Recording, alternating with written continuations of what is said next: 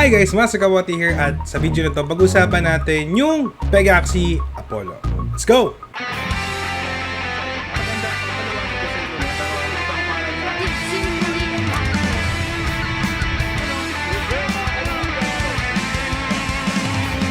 Welcome back guys at ayan, pag-usapan natin ngayon yung Pegaxi Apollo. Ano nga ba ito? Isa itong application na makakatulong sa mga Pega owners para malaman ang kanilang earnings o malaman ang statistics ng kanilang mga Pega. Again mga kaibigan, bibigyan kita ng konting heads up.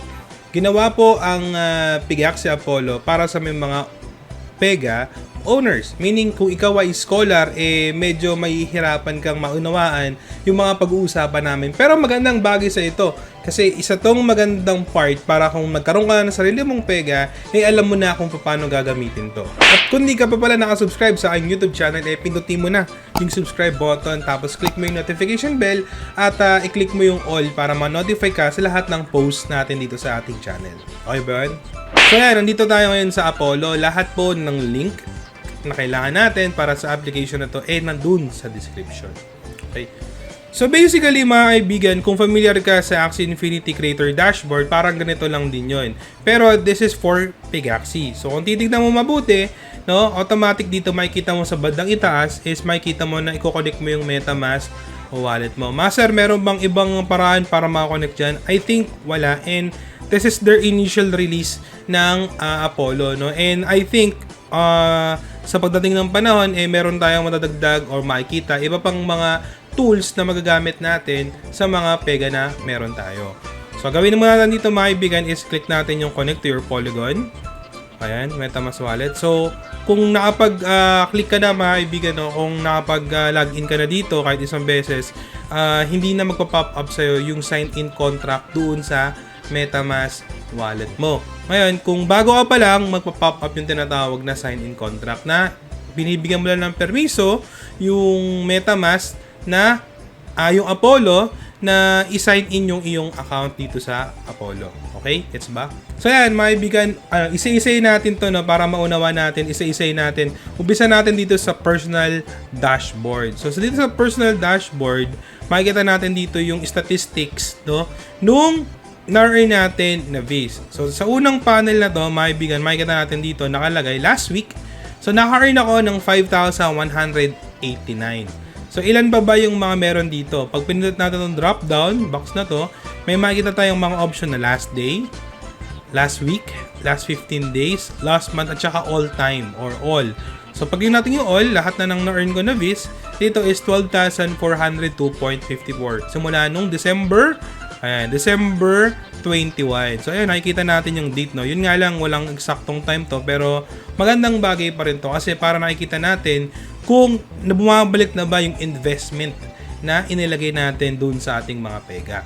So, ayan. So, gawin lang natin last week para medyo for 7 days duration. So, next one, meron dito makikita yung dalawang panel, no? Meron ditong PGX Earn at saka USDT Earn. Para saan po yan? Kung halimbawa kayo po ay may Pega at kayo po ay nagpahiram ng Pega through PGX is mag-a-appear po dito yung na-earn na PGX nyo dun sa mga pinahiram nyo na Pega. Isa pa po, pwede po nating makita kung sakali na kayo ay nagbenta ng Pega using PGX, dito rin siya mag-a-appear. Same with USDT. So, yan po yung ibig sabihin lang ng dalawang panel na yan. Kaya kung papansin nyo, zero kasi hindi pa ako nagpaparent ng using PGX kasi pinapayagan ko na ipa-direct profit or profit share yung mga Pega na meron ako. Ayan. So, pag ni-scroll down natin sa baba, makikita natin dito, ito yung mga Pega na meron tayo, kaya nakalagay dyan Pegas. So, ngayon, I do have 3 total Pega na pagmamayari ko. Take note, ibig sabihin, meron akong 3 Pega na pagmamayari ko. What if meron akong narentahan o what if ako ay isko? Hindi pa po magre-reflect dito yung Pega ng mga scholar or yung mga nag-rent ng Pega. Kasi po, again, ginawa po yung Apollo para dun sa may mga Pega owners. Ibig sabihin, kung ikaw ay isko at sinubukan mo magamit nito, wala mag-appear sa personal dashboard mo na iyong earnings. Pero hopefully, no, sana and very soon makita natin na gawin din ng Pegaxi yung para sa mga scholar para naiintindihan din nila kung nag-grow ba yung kanilang earnings dito sa Pegaxi. So yan, so makikita natin dito, meron ditong 5 column, total Pega, 3, may 2 nirentahan sa 2 kong isko, tapos 2 naka-share profit, tapos PGX fee, kung meron bang binayaran silang PGX sa akin, or kung meron ba akong binibenta. So far, wala naman akong binibenta pa ngayon. Pero hopefully, by February or March, tignan natin. So next one, pagbaba natin dito, this is the share profit bucket. So ibig sabihin, ito yung percentage nung mga pinashare profit natin. So kung makikita nyo dito, 2 50-50, meaning 2 50-50 na rent o na Cisco na meron sa akin. Ayan. And then sa baba, ito yung total na racing data since na meron akong nagkaroon ako ng sarili kong Pega. So nakatakbo na sila ng 1,569. So yung gold na na-earn namin is 136, silver 136. O halos pareha sila. Bronze 125 natalong race 1,172 and meron tayong ito, ewan ko lang nakikita nyo to. Pero subong ko lakihan para makita nyo. Takpan ng camera ko. Ayan, meron tayong 25% win rate. No, dun sa lahat ng Pega or this is the average percentage ng win rate ng mga Pega na meron tayo. So, yun yung nilalaman ng personal dashboard sa Apollo. P2E News is the world's largest dedicated news team focusing on everything about Play to Earn. For more tutorials, news, updates, and leaks about Play to Earn, check in at p2enews.com. So ngayon naman, puntahan naman natin yung pangalawang tool dito sa Apollo. Yun yung Pega. So click natin yung Pega. So mag-a-appear dito mga kaibigan yung lahat ng Pega na meron ka. So since na ako ay may 3 Pega at ito yung lumabas. Ayan. So makikita natin dito no na ito yung data ng Pega na meron tayo. So I do have 3 suns. Ito meron ba ditong bloodline? Ayan, may bloodline dito. Makita natin dito at may toggle switch or toggle button sa may kanan na pwede nating pindutin kung ano yung gusto nating category. Since na saan lang meron ako, ito yung meron dyan. At kung mapapansin nyo mga kaibigan, no, makikita nyo rin dito yung gender, yung energy nila, kung ilan yung breed count na meron sila. Okay? Kung ready na ba siya for breeding, ready na siya for race, status niya, kung siya ba ay racing, kung siya ba ay resting, or siya ba ay renting. No? So, makikita rin natin dito yung wallet address nung nag-rent, no? Nung renter natin, nung Pega. Kaya kung mapapansin nyo mga kaibigan, this is very helpful, lalo na kung marami kang Pega, no? Pero sana dumating din tayo sa point na marami tayong i-scroll down, diba? Hindi lang yung 3. So, makikita natin dito, ito yung mga button sa bandang itaas na pwede natin gamitin kung sakali meron tayong Pega na gustong iparenta. Okay? Or narenta na. Ngayon, kung gusto mong ready to breed, click mo lang yung ready to breed at makikita mo dito lahat ng Pega na available na i-breed. Okay? Pag sinabi naman idle Pega, ito yung Pega na nakatambay lang doon na hindi natin magamit. It's either nasa cooldown pa siya ng breeding or nasa cooldown pa siya before it race. So, most probably, yan yung mga Pega na bagong panganak pa lang. Okay?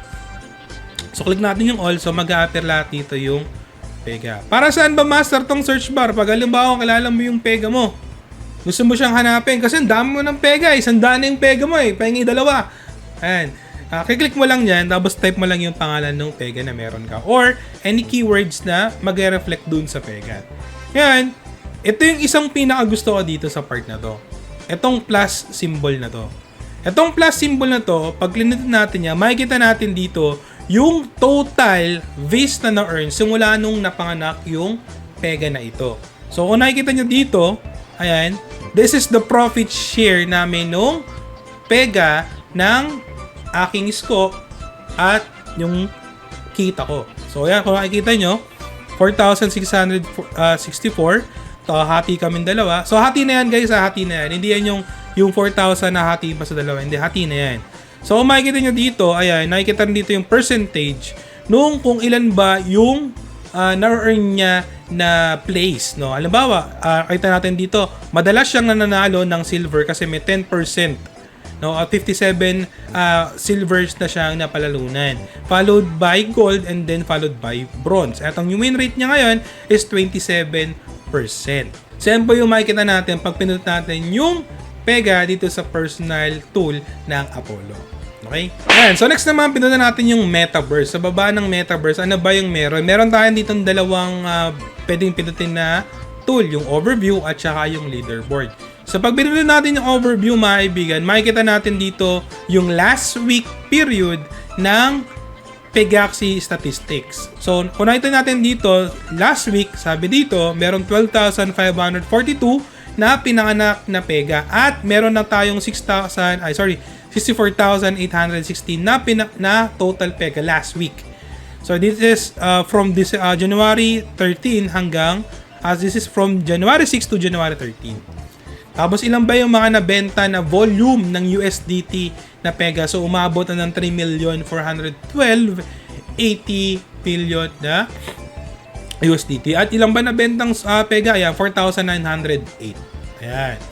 So next one, ito yung isa sa pinakamagandang part, mga kaibigan. No? Para nakikita natin, again, this is the last week period. No? Nakikita natin kung ilan ba yung number burn, ilan ba yung mga nami-mint. Again, pag sinabing mint, ito yung napuproduce, yung number burn, ito yung nasusunog o nagagamit. Okay? So, yung blue, it indicates only yung minted o yung na-produce, then yung pink is yung mga na-burn. And nakikita nyo naman, mga kaibigan, no, simula January 7 hanggang January 13, nakita natin na sobrang dami or balance naman. Almost balance yung pag-burn at saka yung pag-mint ng Pega. Kaya, expect natin, no, mga kaibigan, na pag lumabas pa yung iba pang mga burning mechanism na katulad ng pagbili ng food, pagbili ng fit gears, pagpalit ng kulay, pagpalit ng pangalan, tapos pagbili ng stadium, mas marami yung burning mechanism na mangyayari at tataas yung graph na makikita natin dito. And then when you scroll down sa baba, makikita natin, mga kaibigan, this is the global renter share. So it only indicates kung gaano karami yung percentage nung mga nagpapa-share ng Pega nila. Ayan. So nakikita natin dito, mga kaibigan, no? From 0 to 10%, merong 39% na marami nagpaparenta. Tapos sobrang baba yung 60 to 70%. So 5% lang siya in total. So yan po yung statistics from Pegaxi itself. So ito na yung pinakamagandang part din, no, na para malaman nyo, mga kaibigan, no? Yung bandang baba. So ito yung floor price according nito last week, no, ng Pega. Okay, ibig sabihin, ito yung pinakamababang rate, no? Magkano ba yung ngayon? Lagay natin last day. Lagay natin na last day para makita natin ang eksaktong data nung pinakamurang Pega na mabibili natin. So kung ikaw ay nagbabalak bumili ng sarili mong Pega at nag-iipon ka, magkano yung kakailanganin mo? So gawin mo lang dito, mga kaibigan, punta ka lang dito sa may part na ito ng Apollo, yung overview. So nakikita natin sa chart na to, mga kaibigan, no, kung ano ba o magkano yung floor price na possible bilhin natin. No? So ranging from 450 USDT to 600 USDT, makakabili ka na ng sarili mong Pega. Yun nga lang, yun nga magagamit natin dito is yung mga Pega na pang-race. Paano kung breed? So nakita natin tong toggle bar na to. Scroll na natin sa baba, balik natin sa breed count 0. And this is the last day chart kung magkano ba yung Pega. So kung nakita natin dito, yung pinakamura is around 600 USDT at yung pinakamataas is 1,803. So alam nyo na, kung kayo ay nagpaplanong bumili ng Pega at gagamitin nyo for breeding, nakalagay na dyan kung magkano estimated floor price or pinakamababang value or rate ng Pega na may breed count 0. Ayan. So, may ano ka pa ba dyan? May duda ka pa ba dyan? Mismong Pegaxi na mismo yung gumawa. And last one, bago tayo matapos dito, mga kaibigan, makikita natin dito, itong leaderboard. Ayan. Yung leaderboard, it only indicates yung mga top earning owners at yung mga top earning renters all time. So napadaling maintindihan, mga kaibigan ng Apollo, no? Sobrang dali lang yan. At kung napapansin nyo, no, hindi siya ganon kahirap maintindihan. Again, mga kaibigan, this is their initial release at lahat ng mga Pega owners is pwede nang gumamit ng Apollo. Napakadali lang yan. Ngayon, ang advice ko kung ikaw ay isang Pegaxian na scholar at ikaw ay nagpaplanong magamit ito, bumili ka na or mag-ipon ka na ng pambili mo ng Pega. So lang, maraming salamat sa panonood at maraming salamat sa patuloy na suporta dito sa ating channel at sa aking stream sa Facebook. Don't forget to watch our stream on Facebook at dito sa ating YouTube channel. Mapadalas na ang ating stream dito. At kita-kita tayo para sa next video. This is Master Kamote. Peace.